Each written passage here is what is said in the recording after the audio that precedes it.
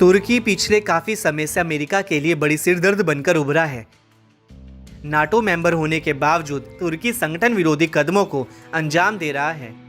एक बार फिर तुर्की के खलीफा नाम से चर्चित राष्ट्रपति एर्दोगन ने भड़काऊ बयान देकर नाटो देशों में खलबली मचा दी है। एर्दोगन ने इस्लामी देशों को इजराइल के खिलाफ एकजुट होने की मांग की। एर्दोगन ने इजराइल के विस्तारवाद के बढ़ते खतरे के खिलाफ गठबंधन बनाने का भी प्रस्ताव रखा। तुर्की के राष्ट्रपति का हालिया बयान ऐसे समय आया है जब हाल में एक तुर्की अमेरिकी महिला की वेस्ट बैंक में कथित तौर पर इजरायली सैनिकों की ओर से गोली मारकर हत्या की गई।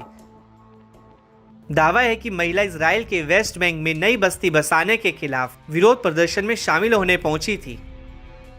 एक कार्यक्रम में शिरकत करते हुए एर्दोगन ने कहा कि इजराइल के अहंकार और आतंकवाद को रोकने का एक ही तरीका है और वो है इस्लामी देशों का गठबंधन। इजराइल गाजा में नहीं रुकेगा। अगर इजराइल इसी तरह जारी रहा तो वह रामल्ला पर कब्जा करने के बाद अपनी नजरें कहीं और बैठाएगा।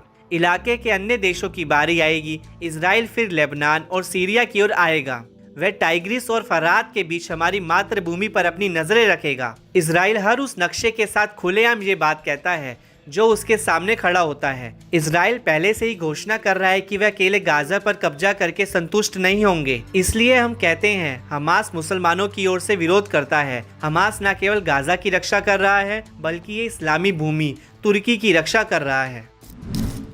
तुर्की के राष्ट्रपति के विवादित बयान पर इजराइल ने तुरंत रिएक्ट किया है। विदेश मंत्री इजराइल काट्स ने कहा कि तुर्की नेता मिडल ईस्ट और अपने ही लोगों के खिलाफ वास्तविक खतरा है। एर्दोगन ने अपने हमास दोस्तों के खातिर तुर्की के लोगों को नफरत और हिंसा की आग में झोंकना जारी रखा है। एर्दोगन के बयान एक खतरनाक झूठ और उकसावे भरे हैं। इजराइल अपनी सीमाओं और नागरिकों को हमास के हथियारों, बलात्कारियों और ईरान के नेतृत्व वाली बुराई की शिया धुरी से बचा रहा है। एर्दोगन और मुस्लिम ब्रदरहुड गठबंधन मिडल ईस्ट में उदारवादी अरब शासन को कमजोर करने के लिए ईरान के साथ वर्षों से काम कर रहे हैं। एर्दोगन को चुप रहना चाहिए और शर्मिंदा होना चाहिए।